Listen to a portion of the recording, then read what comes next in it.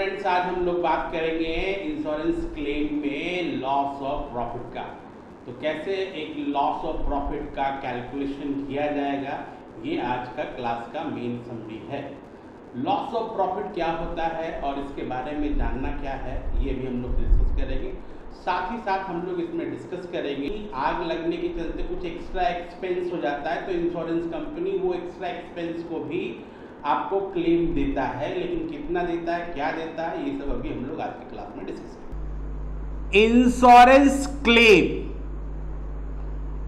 में दो पार्ट है, एक है लॉस ऑफ स्टॉक और एक है लॉस ऑफ प्रॉफिट। अभी तक हम लोग लॉस ऑफ स्टॉक को पढ़े कि लॉस ऑफ स्टॉक कैसे निकलेगा, क्लेम क्या है, नहीं है, कहां जाएगा, क्या कैलकुलेशन है, कितना क्या है। आज हम लोग अपने क्लास में डिस्कस करेंगे लॉस ऑफ प्रॉफिट। सर ये लॉस ऑफ प्रॉफिट क्या है? तो बच्चों, जब हम लोग के बिजनेस में फायर टेक प्लेस होता है तो मेरा बिजनेस बहुत दिन तक हैम्पर हो जाता है, डिस्टर्ब हो जाता है, और डिस्टर्ब होने के चलते मेरा सेल या तो कम हो जाता है या तो सेल होता ही नहीं है comparison to same period last year. Suppose कीजिए 1 मार्च 2012 को आग लग गया है और ये मेरा डिस्टर्ब किया है 31 जुलाई 2012। देखिए बाबू, 1 मार्च 2012 से 31 जुलाई 2012 तक ये मेरा बिजनेस डिस्टर्ब रहा। तो इस पीरियड में सेल हुआ लेकिन कम हुआ, या कभी कभी तो सेल होता भी नहीं। अब सेम पीरियड देखना बाबू, सेम पीरियड पिछले साल का क्या कहानी होगा। 1 मार्च 2011 से 31 जुलाई 2011, पिछले साल इस पीरियड में आग नहीं लगा था तो सेल क्या हुआ था, बम्पर सेल हुआ था, बहुत अधिक सेल हो गया था। तो अब बताइए, यहां जो सेल हुआ है और यहां जो सेल हुआ है, दोनों सेल में डिफरेंस है या नहीं है ना। यहां अधिक सेल हुआ है, अधिक सेल होने का मतलब ग्रॉस प्रॉफिट अधिक हुआ होगा। यहां कम सेल हुआ है, इसका मतलब ग्रॉस प्रॉफिट कम हुआ होगा। तो पिछले साल के कंपैरिजन में इस साल जो मेरा ग्रॉस प्रॉफिट कम हुआ है, इंश्योरेंस कंपनी बोलता है कि हम उस कम हुए ग्रॉस प्रॉफिट का भी आपको क्लेम देंगे, कंपनसेशन देंगे। जितना आपका प्रॉफिट कम हुआ है उतना आपको हम पॉलिसी के रूप में पैसा पे करेंगे, कंपनसेशन के रूप में। तो ये सेल कैसे निकलेगा और उसका जीपी कैसे निकलेगा, ये हम लोग आज के कहानी में पढ़ेंगे। आज के क्लास का कहानी यही है कि जब बिजनेस में फायर टेक प्लेस होता है तो कुछ पीरियड हमारा डिस्टर्ब रहता, कुछ पीरियड बिजनेस हमारा क्या रहता है बाबू, डिस्टर्ब रहता है। और इस पीरियड में जो मेरा नुकसान हो रहा है वो इंश्योरेंस कंपनी बोलता है कि हम आपको कंपनसेट करेंगे। और इस पीरियड को ही हम लोग बोल सकते हैं बाबू indemnity period, indemnity contract. Indemnity contract का मतलब होता है टू कंपनसेट। तो हमको इस पीरियड में लॉस लग रहा है, किस चीज का लॉस लग रहा है, प्रॉफिट का लॉस लग रहा है। स्टॉक का लॉस ऑलरेडी डिस्कस, इस बार हमको क्या लग रहा है, प्रॉफिट का लॉस लग रहा है। क्यों लॉस लग रहा है? क्योंकि इस पीरियड में सेल हो भी सकता है और नहीं भी हो सकता, और सेल अगर हुआ भी तो comparison to last same period last year उसके कंपैरिजन में कम सेल हो रहा है, तो इंश्योरेंस कंपनी बोलता है कि आपको घबराने की कोई चिंता नहीं है। अगर आपने लॉस ऑफ प्रॉफिट की पॉलिसी ली है, देखिए बाबू पॉलिसी आपको बताना पड़ेगा कि आपने कौन सा पॉलिसी लिया। अगर आपने लॉस ऑफ प्रॉफिट का पॉलिसी लिया है तो आपका कोई भी ग्रॉस प्रॉफिट का नुकसान होता है ड्यूरिंग द इंडेमनिटी पीरियड, तो insurance company will compensate that subject to the certain calculation. बोलता है बाबू सर्टेन कैलकुलेशन के बेसिस पर इंश्योरेंस कंपनी आपको लॉस ऑफ प्रॉफिट का कंपनसेशन देगा। आज के क्लास में हम लोग को यही पढ़ना है कि कैसे हम लोग लॉस ऑफ प्रॉफिट का कंपनसेशन कैलकुलेट करेंगे और क्या इसका प्रोसेस होगा, ये हम लोग को डिस्कस करना। जब हम लोग लॉस ऑफ प्रॉफिट की बात करने जाएंगे तो कुछ डेफिनेशन है जो कि आपको समझना पड़ेगा। जब तक वो डेफिनेशन को आप नहीं समझिएगा, आपका कोई भी क्वेश्चन लॉस ऑफ प्रॉफिट का सॉलिड वन शॉट में नहीं बन पाएगा। सर मेरा एक क्वेश्चन है कि क्या कोई बिजनेसमैन दोनों तरह के पॉलिसी को हायर कर सकता है, दोनों तरह के पॉलिसी को परचेस कर सकता है? मतलब एक ही बिजनेसमैन लॉस ऑफ स्टॉक का भी पॉलिसी ले रहा है और एक ही बिजनेसमैन लॉस ऑफ प्रॉफिट का भी पॉलिसी ले रहा है। बोला हाँ ऐसा हो सकता है, एक ही बिजनेसमैन दोनों तरह के पॉलिसी को ले सकता है। सर इसका मतलब यह हो गया कि एग्जाम में एक ही क्वेश्चन में हो सकता है हमको बोले लॉस ऑफ प्रॉफिट निकाल के दिखाओ और हमको बोले लॉस ऑफ स्टॉक निकाल के दिखाओ। बिल्कुल आपने सही समझा है, एक ही क्वेश्चन में लॉस ऑफ स्टॉक और लॉस ऑफ प्रॉफिट का कैलकुलेशन करने बोल सकता है, बड़ा क्वेश्चन दे सकता।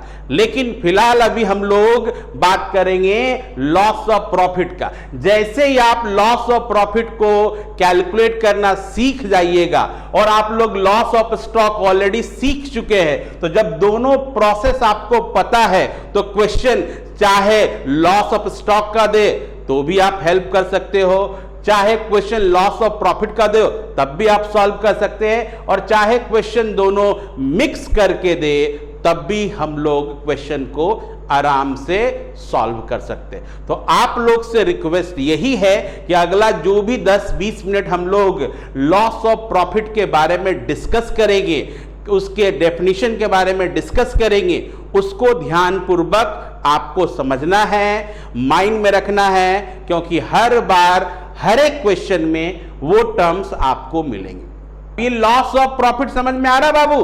क्योंकि हम लोग जानते हैं कि आग लग जाने के चलते मेरा सेल, मेरा बिजनेस डिस्टर्ब रहेगा कि नहीं रहेगा? और जब बिजनेस डिस्टर्ब रहेगा तो क्या तुम्हारा नॉर्मल सेल होगा? हाँ, नॉर्मल सेल से कम होगा। तो जब नॉर्मल सेल से कम होगा तो प्रॉफिट भी क्या होगा? कम होगा। और जब प्रॉफिट कम होगा तो कितना कम हो रहा है, यही अपने को निकालना है। और इंश्योरेंस कंपनी बोलता है कि अगर आपने लॉस ऑफ प्रॉफिट परचेज किया है, अगर आपने लॉस ऑफ प्रॉफिट को खरीदा है, तो आपके बिजनेस में आग लगने के चलते अगर कोई प्रॉफिट का नुकसान हो रहा है तो उसका भरपाई हम लोग करें।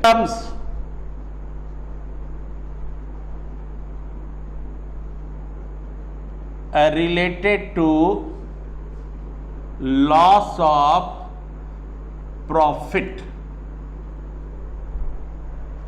सबसे पहला जो है हम लोग ग्रॉस प्रॉफिट बराबर लिखेंगे net profit plus insured standing charges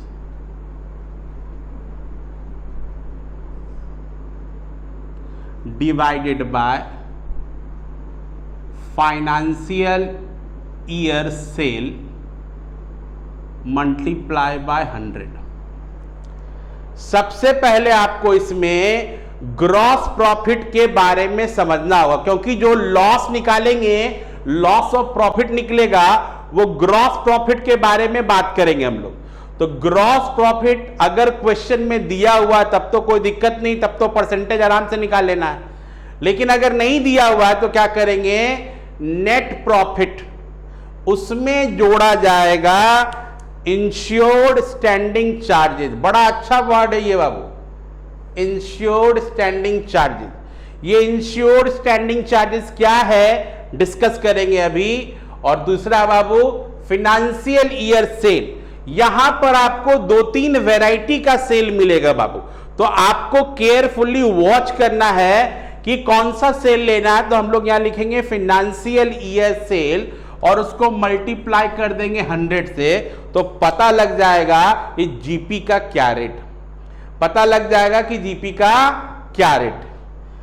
अब आपके क्वेश्चन में आता है कि सर ये इंश्योर्ड स्टैंडिंग चार्जेस क्या, इंश्योर्ड स्टैंडिंग चार्जेस।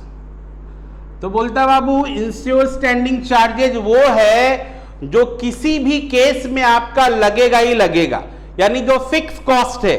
जैसे बाबू कभी कभी क्या होता है, आपको हम बता रहे हैं, जैसे अभी कोरोना काल चल रहा है तो बैंक वाला इंटरेस्ट लेगा ही लेगा, रेंट वाला रेंट लेगा ही लेगा। जो आपके परमानेंट एम्प्लॉय है वो आपसे सैलरी चार्ज करेंगे, तो क्या क्या आएगा बाबू यहां पर, interest on loan, overdraft,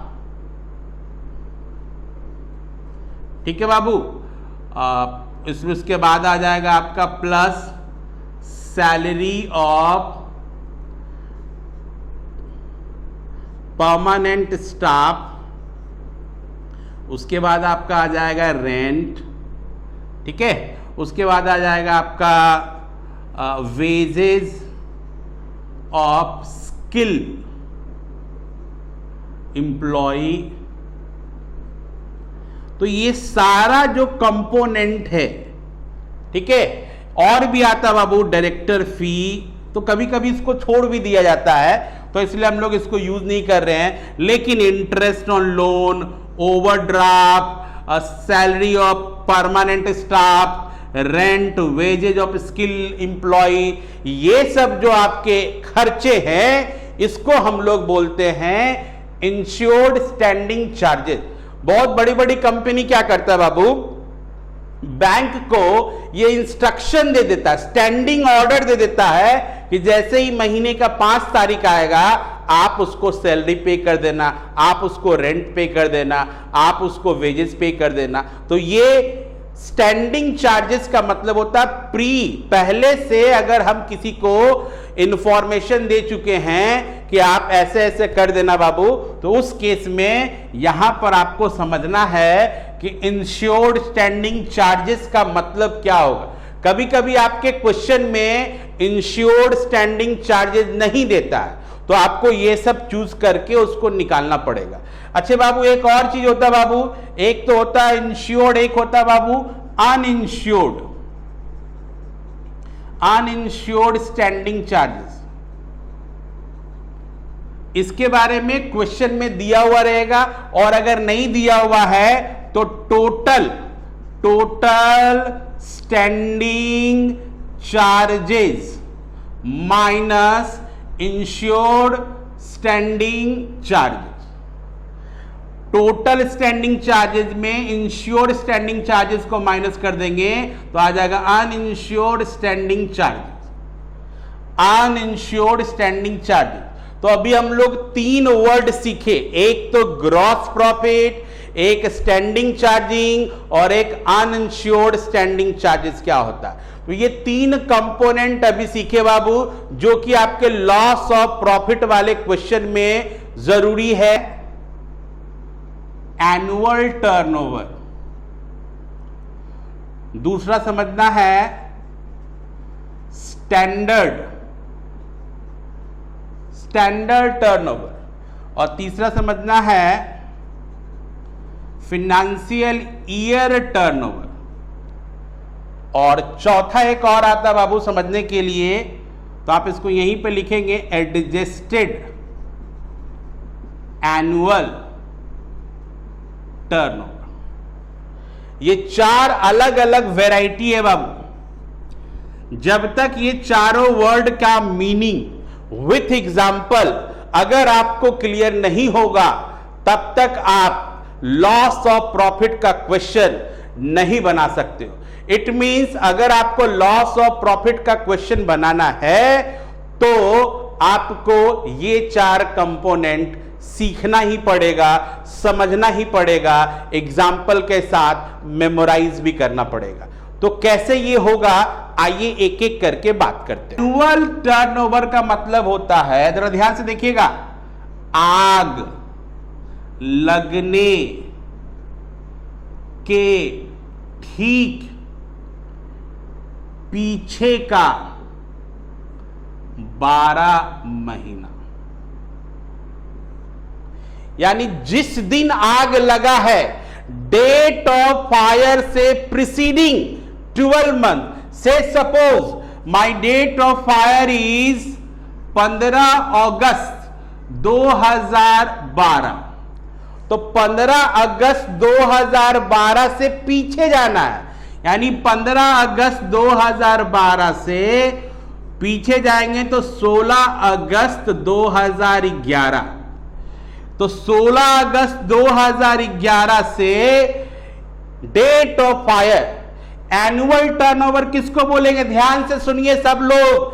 annual turnover बोलेंगे आग लगने वाले दिन से ठीक पीछे का 12 महीने का जो समय होगा और उसमें जो सेल होगा, उस सेल को हम लोग बोलेंगे एनुअल टर्नओवर। एनुअल टर्नओवर क्या होता है, तो आग लगने के डेट से ठीक पीछे का 12 मंथ में जो सेल हो रहा है, उस सेल को हम लोग एनुअल सेल बोलेंगे। उस सेल को हम लोग क्या बोलेंगे बाबू, एनुअल सेल बोलेंगे, एनुअल टर्नओवर बोलेंगे। डेट ऑफ फायर से just preceding 12 month period is known as annual turnover. उस 12 महीने के बीच में जो सेल हुआ है उसको एनुअल टर्नओवर बोलेंगे। अब बोलता बाबू एडजस्टेड एनुअल टर्नओवर क्या है, तो बोलता बाबू एनुअल, सुनना बड़ा ध्यान से बाबू, एनुअल टर्नओवर में ट्रेंड परसेंटेज को प्लस माइनस करने के बाद जो टर्नओवर आएगा उसको बोलेंगे। अब यहां पर क्या वर्ड आ गया देख तो बाबू, एनुअल टर्नओवर तो समझ में आ गया। अब बोलता है एनुअल टर्नओवर में ट्रेंड परसेंटेज। सर ये ट्रेंड परसेंटेज क्या होता है, तो ट्रेंड देखते बाबू कि पिछला साल कितना सेल रहा, इस साल कितना सेल रहा, उसके अगले साल कितना, तो एक ट्रेंड चलता है ना। ट्रेंड हो सकता है अप और डाउन हो सकता है, या हो सकता है कांस्टेंट हो, 10% इंक्रीमेंट हर साल हो रहा है। तो 10% इंक्रीमेंट हर साल हो रहा है, तो एनुअल टर्नओवर में ट्रेंड को एडजस्ट कर दीजिए, यानी ट्रेंड को जोड़ दीजिए। मान लीजिए कि मेरा एनुअल टर्नओवर 5 लाख और ट्रेंड जो है मेरा 10% अपवर्ड है। कौन सा ट्रेंड है बाबू, 10% अपवर्ड। अपवर्ड बोलने का मतलब इंक्रीज हो रहा है।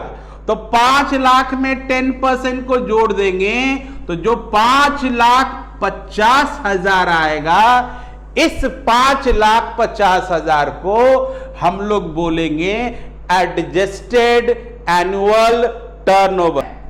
डेट ऑफ फायर से ठीक पीछे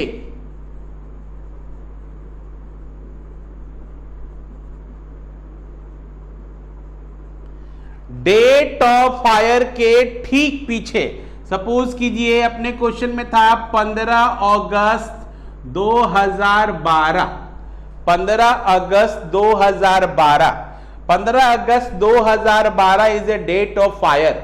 उसके ठीक पीछे मान लेते हैं 16 अगस्त 2011। ये जो 12 महीने का पीरियड हुआ, ये पीरियड हुआ तुम्हारा जाकर के एनुअल टर्नओवर का। अब बोलता है इस 12 महीना का जो पीरियड है उसमें जितना दिन तुम्हारा बिजनेस डिस्टर्ब रहा, सपोज कीजिएगा बाबू, जितना दिन तुम्हारा बिजनेस डिस्टर्ब रहा, यानी आग लगने के चलते अगर आपका बिजनेस हैम्पर होता है से 3 महीना से 4 महीने, बात समझ में आ रहा है? 3 महीना से 4 महीने अगर आपका बिजनेस हैम्पर होता है उसको हम लोग बोलते हैं इंडेमनिटी पीरियड बोलते हैं। तो इंडेमनिटी पीरियड, तो ये जो 4 महीना 5 महीना 3 या 4 महीना आपका बिजनेस डिस्टर्ब रहा, बात समझिएगा, 3 या 4 महीना आपका पीरियड डिस्टर्ब रहा, उसमें जो सेल होता है उसको हम लोग बोलते हैं स्टैंडर्ड सेल। प्लीज एक बार फिर से, आग लगने के पीछे का जो 12 महीना हुआ उसमें जो सेल हुआ उसको हम लोग एनुअल टर्नओवर बोलते हैं। लेकिन उस 12 महीने के पीरियड में जो आपका इंडेमनिटी पीरियड है से 3 से 4 महीना आपका बिजनेस डिस्टर्ब रहा, उस 3 से 4 महीने में जो सेल होता है उस सेल को हम लोग स्टैंडर्ड सेल बोलेंगे। आपको किताब में दे भी देगा, नाम के हिसाब से दे देगा, लेकिन अगर कभी कभी नहीं देगा तो आपको इस तरीके से फाइंड आउट करना है। तो अभी हम लोग स्टैंडर्ड टर्नओवर पढ़े, और एक होता बाबू फाइनेंशियल टर्नओवर। फाइनेंशियल टर्नओवर का मतलब, फाइनेंशियल टर्नओवर का मतलब 1/4/2012 से 31/3/2013, ये हो गया फाइनेंशियल। तो फाइनेंशियल टर्नओवर का मतलब होता है जो पूरे एक बिजनेस फाइनेंशियल ईयर में जो सेल होता है उस सेल को हम लोग क्या बोलेंगे, फाइनेंशियल टर्नओवर। और इसी सेल के बेसिस पर, इसी सेल के बेसिस पर जीपी का कैलकुलेशन होगा। इसी सेल के बेसिस पे जीपी का कैलकुलेशन, याद कीजिए जीपी का क्या फॉर्मूला था, जीपी का फॉर्मूला हम लोग निकाले थे NP plus insured standing charges divided by financial year sales multiply by 100। तो ये जो फाइनेंशियल ईयर सेल है वो यही सेल है, ना कि एनुअल टर्नओवर, ना कि एडजस्टेड एनुअल टर्नओवर, ना कि standard turnover. Please, annual turnover is different, adjusted annual turnover is different, और standard turnover is different। annual turnover क्या हो गया बाबू, आग लगने के दिन का पीछे का 12 महीना annual turnover. Adjusted annual turnover क्या होगा बाबू, तो आग लगने का पीछे का जो 12 महीने का सेल उसको एनुअल टर्नओवर बोलते हैं। और उसमें अगर ट्रेंड अप्लाई कर देते हैं, चाहे ट्रेंड अपवर्ड हो चाहे ट्रेंड डाउनवर्ड हो, उसको अगर अप्लाई कर देते हैं और उसके बाद जो टर्नओवर आता है उसको एडजस्टेड एनुअल टर्नओवर बोलते हैं। और स्टैंडर्ड टर्नओवर क्या हो गया बाबू, तो जितना दिन मेरा बिजनेस डिस्टर्ब रहा, जितना दिन मेरा बिजनेस डिस्टर्ब रहा ड्यू टू फायर, उसको हम लोग बोलते हैं बाबू इंडेमनिटी पीरियड बोलते हैं। उसी पीरियड में पिछले साल का जो, उसी पीरियड में पिछले साल का जो सेल होता है उसको हम लोग स्टैंडर्ड सेल बोलते हैं। कैलकुलेशन ऑफ शॉर्ट सेल,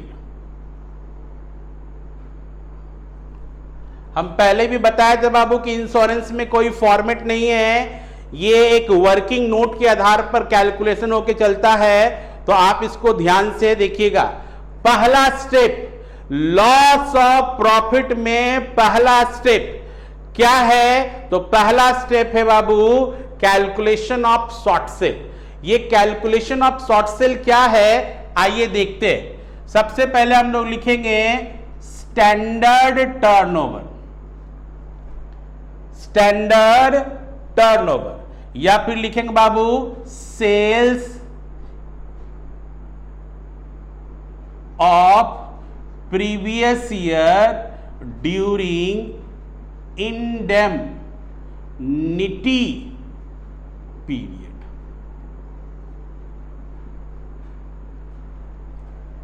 इसमें हम लोग ऐड करेंगे ट्रेंड, परसेंटेज, अपवर्ड भी हो सकता है और डाउनवर्ड भी हो सकता है।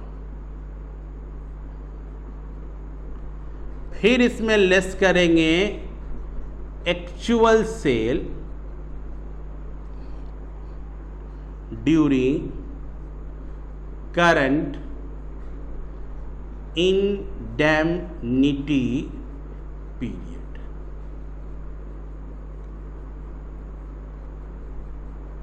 ये जो माइनस प्लस करके आया इसको बोलेंगे शॉर्ट सेल। ध्यान से देखिए बाबू, कैलकुलेशन ऑफ शॉर्ट सेल कैसे निकालना है। कैलकुलेशन ऑफ शॉर्ट सेल में सबसे पहले स्टैंडर्ड टर्नओवर को फाइंड आउट करेंगे। अगर स्टैंडर्ड टर्नओवर फाइंड आउट करने में दिक्कत हो रहा है तो हम लिखेंगे बाबू सेल ऑफ प्रीवियस ईयर। पिछले साल का पूरा सेल नहीं लेना है, पिछले साल का पूरा सेल नहीं लेना है, ड्यूरिंग द इंडेमनिटी पीरियड लेना है। सपोज कर लीजिए कि मेरा 1 मार्च 2012 से 31 जुलाई 2012 के बीच में मेरा बिजनेस डिस्टर्ब रहा और उस डिस्टर्ब में मेरा सेल हो गया 80,000, 80,000। ठीक यही पीरियड यानी मार्च, अप्रैल, मई, जून, जुलाई 5 महीने का जो पीरियड है, 5 महीने का जो समय है, इसी समय पिछले साल यानी 1 मार्च 2011 से 31 जुलाई 2011 के बीच में सेल था मेरा 2 लाख। क्योंकि पिछला साल तो आग लगा नहीं था, पिछला साल तो नॉर्मल था, तो 2 लाख का सेल हो गया। और ट्रेंड बताता है कि ट्रेंड मेरा 15% है, तो 2 लाख का 15% निकालेंगे तो आ जाएगा 30,000। अभी 2 लाख और 30,000 को जोड़ेंगे तो आएगा 2,30,000 और 2,30,000 में 80,000 को माइनस कर देंगे तो आ जाएगा मेरा 1,50,000। and this 1,50,000 will call your short sale। Standard sale अपने आप को फाइंड आउट करेंगे और अगर नहीं मिला है तो कोई बात नहीं, पता करेंगे कि मेरा इंडेमनिटी पीरियड कितने का है। तो हमको पता चला 1 मार्च 12 से लेकर के 31 मार्च 12 तक का मेरा करंट, इस साल जब आग लगा उस समय इंडेमनिटी पीरियड है।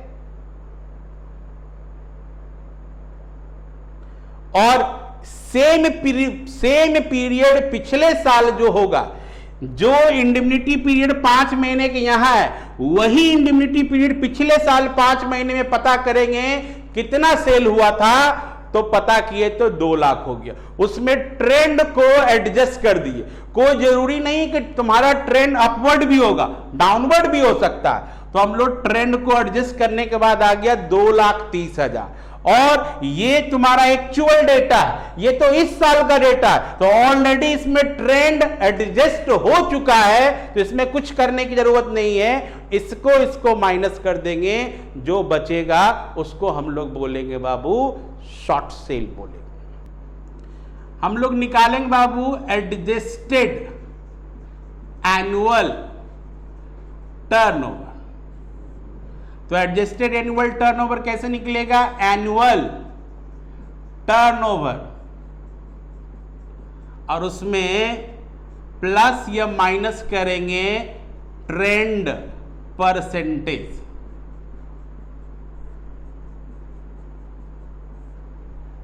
अपने क्वेश्चन में मान लेते हैं बाबू ये 5 लाख का सेल था और 15% का ट्रेंड चल रहा है, तो 15 × 75 75,000 का ये हो गया। तो this 5 lakh is your annual turnover and this 5,75,000 is your call adjusted annual turnover. Clear है? पहला हम लोग को निकालना है शॉर्ट सेल, दूसरा हम लोग को निकालना है एनुअल एडजस्टेड टर्नओवर। चलिए तीसरा पॉइंट हम लोग क्या करेंगे, दूसरा पॉइंट हुआ, तीसरा पॉइंट हम लोग निकाल लेंगे बाबू GP on adjusted annual turnover. GP on adjusted annual turnover, तो मान लीजिए मेरा जीपी 30% है, तो 30% निकालेंगे 5,75,000 का 30%,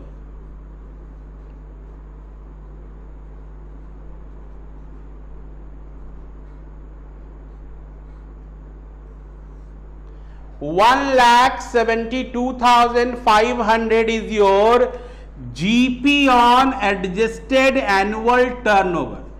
GP on adjusted annual turnover. Are you getting my point? समझ में आ रहा है? पहला क्या काम करेंगे, पहला काम करेंगे हम लोग शॉर्ट सेल निकालेंगे, दूसरा काम करेंगे हम लोग एडजस्टेड एनुअल टर्नओवर निकाल लेंगे, तीसरा काम करेंगे हम लोग GP on adjusted annual turnover निकाल लेंगे। ठीक है बाबू? अब उसके बाद आइए, इसमें एक नया आ गया बाबू आपके लिए एडिशनल एक्सपेंस। ये क्या चीज है थोड़ा समझिएगा। सपोज कीजिए कि 1/4/2012 को डेट ऑफ फायर है और 31 जुलाई 2012 तक मेरा बिजनेस डिस्टर्ब रहा। जरा समझना बाबू। तो अब जब आपको आग लग जाता है बिजनेस में, तो आपको क्या करना पड़ता है, आपको एक सेफ प्लेस के पास जाना पड़ेगा, सुरक्षित स्थान में जाना पड़ेगा।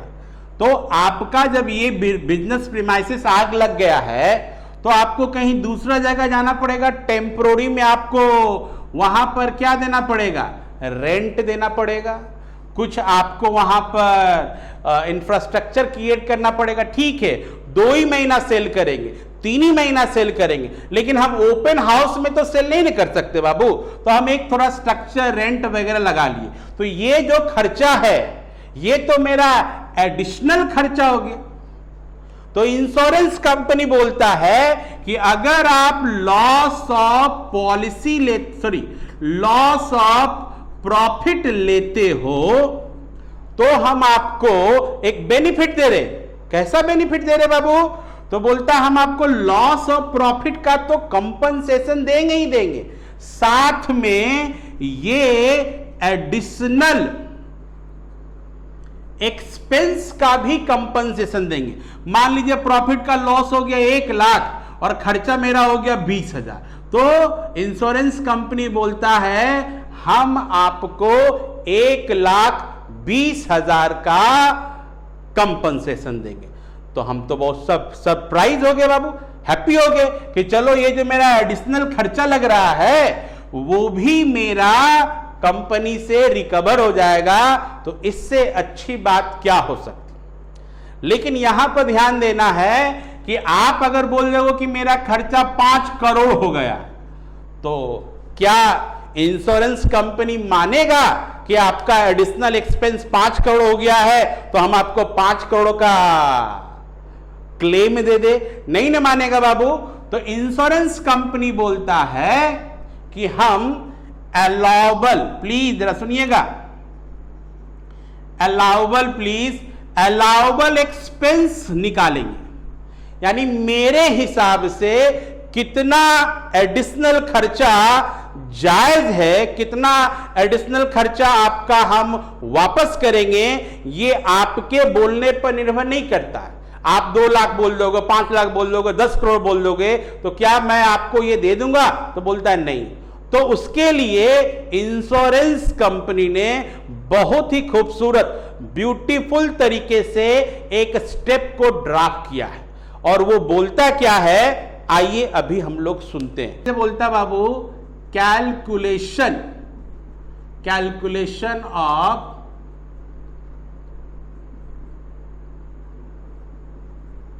Allowable additional expense. तो बोलता है, देखो बाबू, आप लोग पढ़े होगे ऐसा बहुत बार टैक्स में, the least of the following shall be allowable expense. सुनना क्या बोलता है कि अभी हम आपको कुछ 2-3 पॉइंट्स देंगे, वो 2-3 पॉइंट्स में जो सबसे कम होगा वो ध्यान दीजिएगा। तो सबसे पहला पॉइंट है एक्चुअल एक्सपेंस। मान लेते हैं अपने क्वेश्चन में हो गया कितना, 10,000। नंबर टू और नंबर 3 जो समझ गया इंश्योरेंस उसके पॉलिसी वाला प्रॉफिट वाला खत्म, इसलिए ध्यान से। नंबर 2 बोलता है gross profit on incremental sale due to such expense. बोलता है कि ये 10,000 रुपया खर्च करने से तुम्हारा कितना सेल बढ़ गया, और जो जितना सेल बढ़ा है उसका जीपी। अभी हम फिगर के साथ डिस्कस करेंगे। नंबर 3 बोलता है actual expense multiply GP on adjusted annual turnover divided by GP on adjusted annual turnover plus uninsured standing charge. याद रहेगा, अनइंश्योर्ड स्टैंडिंग चार्ज। ये तीनों में जो सबसे कम आएगा वही पैसा इंश्योरेंस कंपनी तुमको खर्चा के रूप में देगा। Are you getting my point? तो कैसे निकाला जाए इसके चलते, सपोज कीजिए बाबू एडिशनल, ये तो मेरा आ गया इतना। अभी हम अपने क्वेश्चन में जरा ध्यान से देखो तो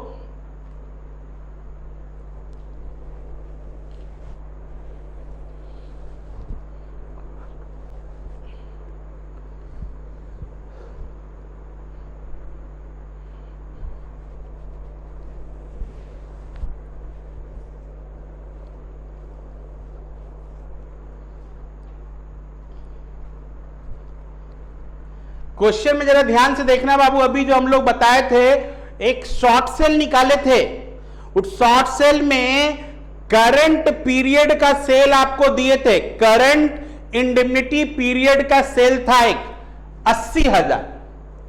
यस या नो?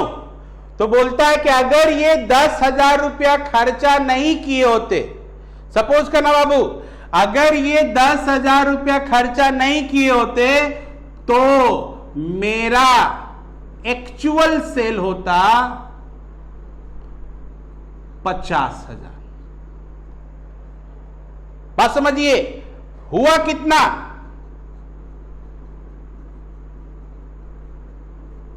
80,000। ये 80,000 कौन सा सेल है? करंट ईयर के इंडिमनिटी पीरियड में जो सेल हुआ है वो 80,000 हुआ। करंट ईयर का इंडिमनिटी पीरियड क्या होता है? आग लगने के बाद जो डिसलोकेशन हो गया हम लोग, उस 2-3 महीना में जो सेल हुआ वो 80,000 हुआ। बोलता अगर 10,000 तुम खर्च नहीं करते ना तो तुम्हारा सेल कितना होता? 50,000। सर ये क्वेश्चन में दिया हुआ रहेगा? हाँ बच्चों, ये क्वेश्चन में दिया हुआ रहेगा। और सर अगर नहीं दिया हुआ है तो मान लेंगे कि 10,000 खर्च अगर नहीं करते तो मेरा सेल होता ही नहीं। इसके लिए पूरा का पूरा सेल यही हो जाएगा। तो इस दोनों सेल का डिफरेंस, अपना ग्रॉस प्रॉफिट का रेट कितना था? 30%। 30% ऑफ 30,000। 30% ऑफ 30,000 तो आ जाएगा कितना? 9,000। पहला स्टेप 10,000, दूसरा स्टेप 9,000। प्लीज पेशेंसली सुनिएगा, बियर विथ मी, थोड़ा सा पेशेंस रखिए। एक बार जब सारा कहानी समझ में आएगा, सिस्टमेटिक तरीके से हम लोग जब बनाएंगे, you will feel that you are the good. आपको एकदम लगेगा कि ये तो सबसे अच्छा चैप्टर है, लेकिन तब तक अच्छा होने से पहले थोड़ा आपको अच्छा बनना पड़ेगा, अपने आप को पेशेंसली रख करके सुनना पड़ेगा, तब जाकर काम होगा। अब सुनिए बाबू क्या बोल रहा, 1 नंबर तो हो गया, 2 नंबर क्या हो रहा, 2 नंबर भी कहानी कर लिए। 3 नंबर क्या हुआ, 3 नंबर बोलता है एक्चुअल एक्सपेंस। तो मेरा एक्चुअल एक्सपेंस 10,000। अब याद कीजिए, ये डायलॉग कहीं पर हम लोग निकाले हैं या नहीं निकाले हैं? ये डायलॉग हम लोग कहीं पे निकाले हैं या नहीं निकाले?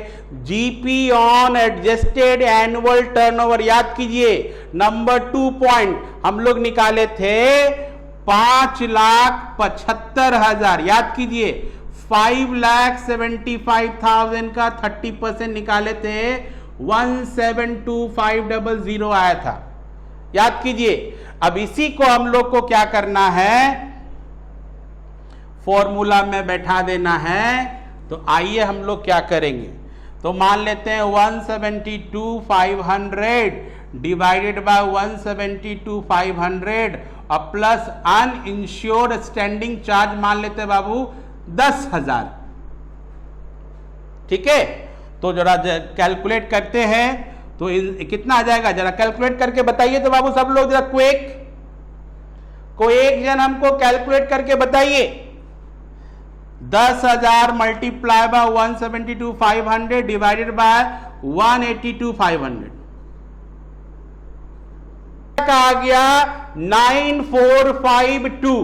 अब बताइए ये तीनों में से जो कम है, कौन कम है?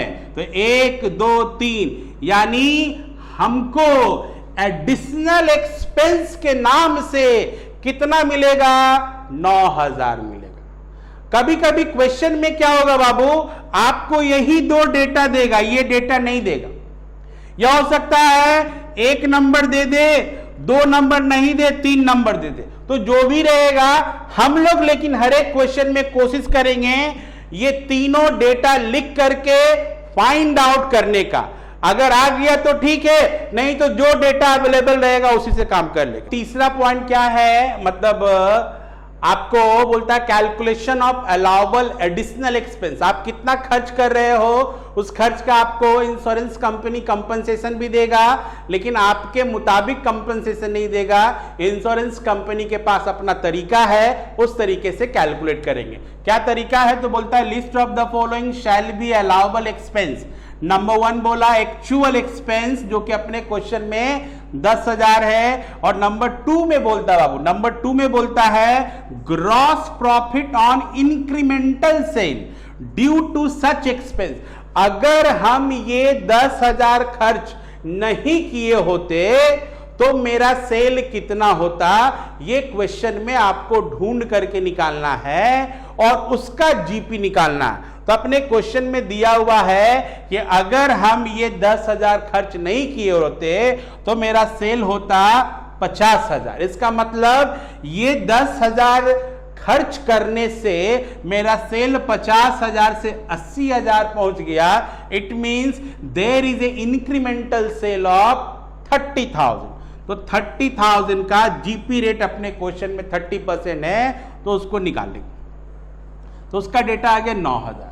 फिर मेरा तीसरा पॉइंट है actual expense multiply GP on adjusted annual turnover divided by GP on adjusted annual turnover plus uninsured standing charges.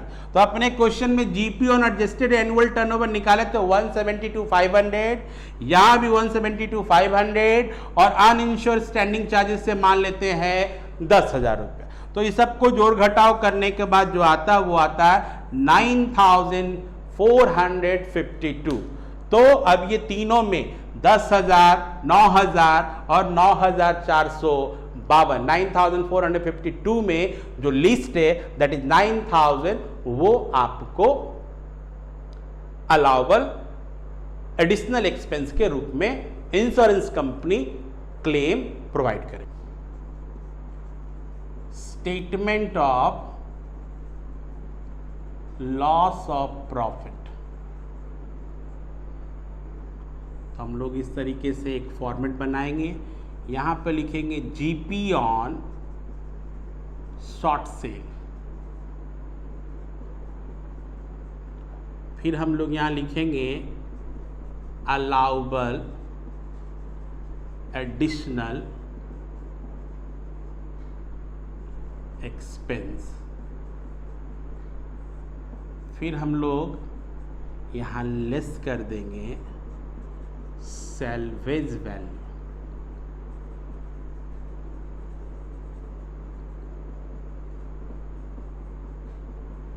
और ये मेरा हो जाएगा लॉस ऑफ प्रॉफिट। अब इसमें एक और खासियत क्या है, जिस तरीके से हम लोग लॉस ऑफ स्टॉक में एवरेज क्लाउज अप्लाई करते थे, ठीक उसी तरीके से इसमें भी हम लोग देखेंगे एवरेज क्लाउज अप्लाई होगा या नहीं होगा। अगर एवरेज क्लाउज अप्लाई होगा तो कैसे होगा, of average clause in loss of profit. इसमें देखेंगे if policy amount is less than GP on adjusted annual turnover than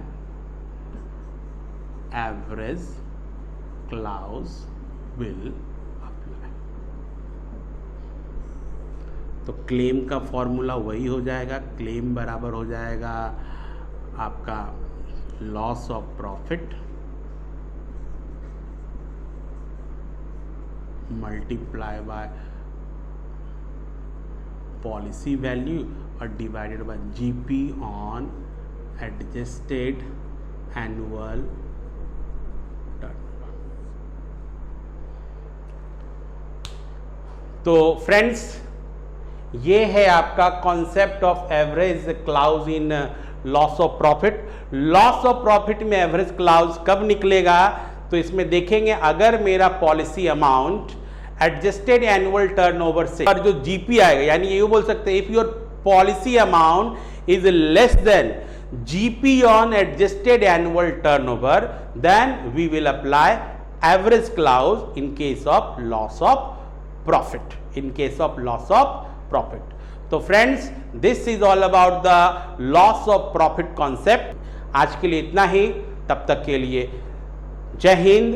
और कोरोना में अपने और अपने घर वालों का देखभाल करें, अच्छी तरीके से सैनिटाइज करें हाथों को 2 बार 3 बार 4 बार, और जरूरत पड़ने पर ही आप घर से बाहर निकले, क्योंकि अनलॉकडाउन अभी भी खतरे से खाली नहीं है।